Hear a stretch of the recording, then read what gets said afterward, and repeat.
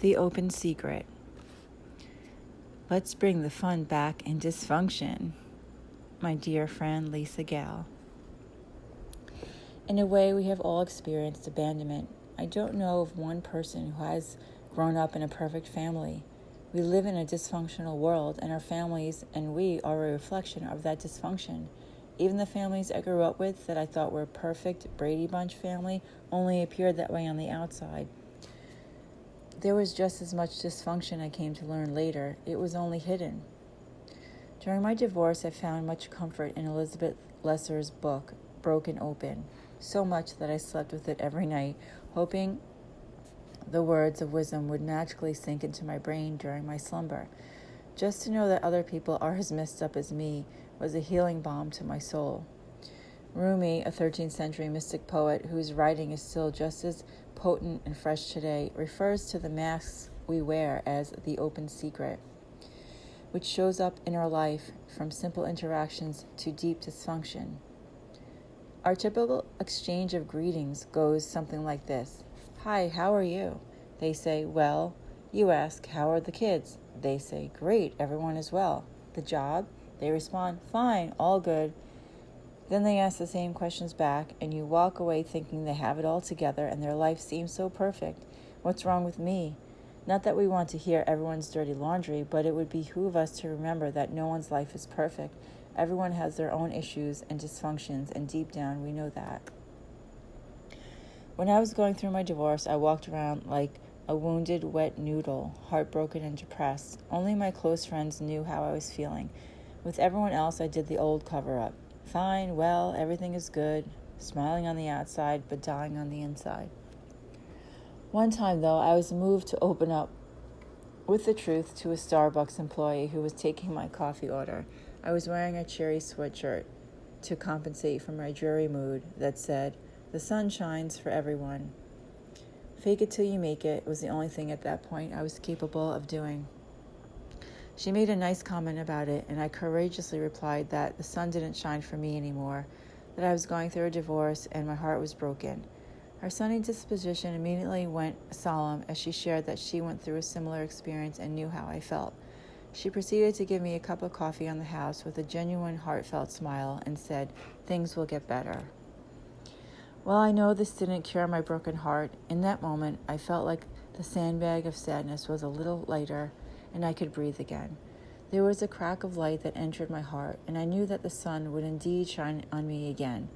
If we could just string together these kind and tender moments when we are open and real and sharing in our trials and tribulations of our humanness, then perhaps the world would not seem like such a cold, lonely, and harsh place.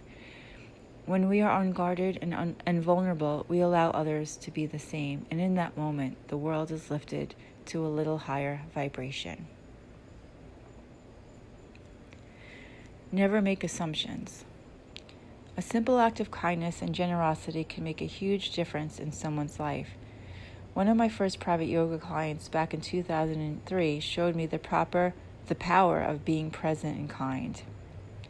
A few years had gone by after we stopped doing yoga, but we remained good friends. One night at the dinner table, after I had introduced him to my new husband, he proceeded to tell him the story of how we met and how we started yoga together. I was on the treadmill at Gold's Gym and he was working out with the weight machines. I noticed him right away as he had taken a couple of my yoga classes, but that day I noticed he was wearing something unusual. Sweatpants with a very expensive-looking Italian dress shoes. Odd outfit to work out in, I thought. We made eye contact and he came over to me, asking me how I was. I was not good and told him so. This was during the time of soulmate number 2. Fiance walked out on us. My openness prompted him to share his story of woe. We bonded, became fast friends, and he hired me to come to his house twice a week to teach him yoga. Many times his 3 kids would join in as well. I became part of the family and spent a lot of time with them outside of yoga sessions as well. He enjoyed telling that part of the story. Then he became somber and said to my husband that I saved his life. At first I thought he was kidding, but I realized he was serious. as he went on to explain how he was going through a dark time with his divorce and his 3 kids, his entire world crumbling down around him when I showed up. Speechless, I had no idea that I made that much of an impact. I knew he was struggling, but I didn't know how bad. That's why we can never make assumptions about people. On the outside, he seemed to be okay. He had material wealth and success, usually a smile on his face, but inside he was hurting, worse than I thought. We really never know what's going on within a person. That experience taught me so much. Besides never judging a book by its cover, it taught me about the power of kindness and going the extra mile, which I did with the books I brought him, the poems I read to him, the inspiration I imparted to keep him going. I was new to teaching yoga then and was constantly working on my skills as a yoga teacher. I realized that didn't matter as much as me showing up every Tuesday and Thursday morning at 7 a.m. at his house with a smile on my face and a caring heart. It's not about what you know. It's about who you are. Your presence is enough. That truth showed up in my yoga classes as well. Being a conscientious yoga teacher, I was focused on fitting all the poses I could cram in with the different modifications for each student in 1 hour. I wanted my yoga classes to be pleasing for everyone, which is an impossible task I've come to learn. Then I received a message from my angels. Just your presence alone is enough. Oh, what a relief. Thank God I needed that one. We become frantic when we think we have to do something or so many things to be worthy to make a difference. The fact is, if you are the light, just by being you, your presence automatically uplifts and heals. What I've come to learn is that my job at any given time as a light worker and citizen of the world is to be as present as possible, living from my heart and not my head, in harmony with my higher self, in harmony with God, being love and shining light. The logistics of how, when, who, where is not my job. That is the universe's job when I'm in alignment with my highest self, serving the greatest good of all. I also stopped trying to change people or change their minds. That is also not my job. Once I made this decision, I became more peaceful and took back energy that was needlessly being siphoned away. My primary job is to be the light.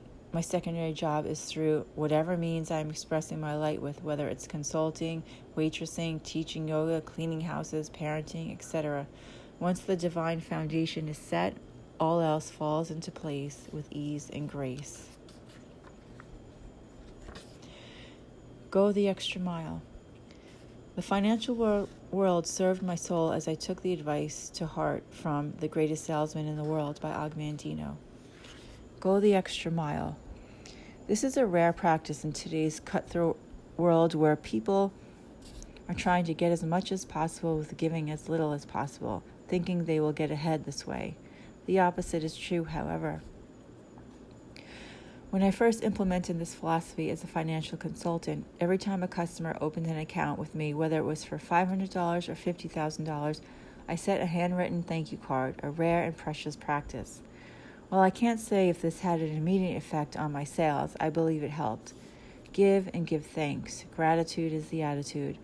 When I went back to work waitressing a few years ago, at the bottom of each check I would handwrite thank you with a heart and my name. It took time, especially when the restaurant was busy. A grateful heart creates abundance. In any endeavor or business, the way to stand out and be a success is that simple philosophy. Leave people with an increase. In other words, when you walk away from them, you have imparted something to them and they have more than they had before they met you.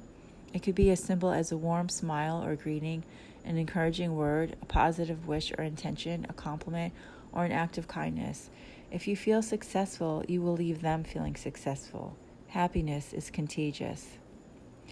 Everything we do, whether it's investing people's money, serving them food, or showing up at their house for yoga, when it's done sincerely and with love, people feel it. In our superficial, busy world of doing, it's nice to be recognized and seen and to feel like you matter. Kindness is contagious. It's the stuff people gravitate toward. When I'm at a crossroads, I encourage myself with, go the extra mile. It pays off every time. My life is full of blessings, love, and kooky angels.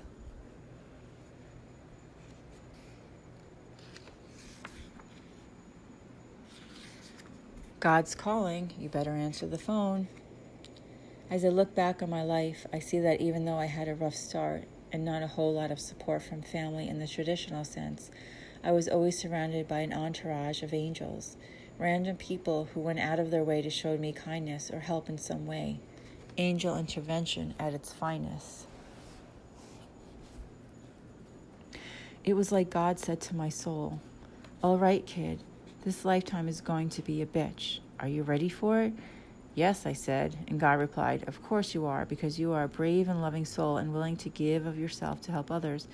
You are going to forget who you are, and you will be in search of real love for a big part of your life. You are going to go down to some pretty dark places. It's going to be so hard at times that you will even think about taking your own life from the miraculous physical vessel that your soul is in. But you are a strong soul, and you will always have a connection back to me and all the other souls cheering you on. You must pay attention and listen, though. We will always be by your side, and we will send you nothing but angels. We will be whispering in your ear to get up and that we love you and have never left you. And one day you will realize that your search is over because love is who you are. And then when you come to that brilliant and wonderful realization, you, the generous and loving soul, will want to share that with everyone. And know that in your innocent spirit, not everyone will be ready to hear your message. But don't give up, because there will be enough souls ready to hear what you have to share. And your light and your soul fire will ignite their light and their soul fire. And together you will bring peace and harmony back upon this beautiful planet Earth.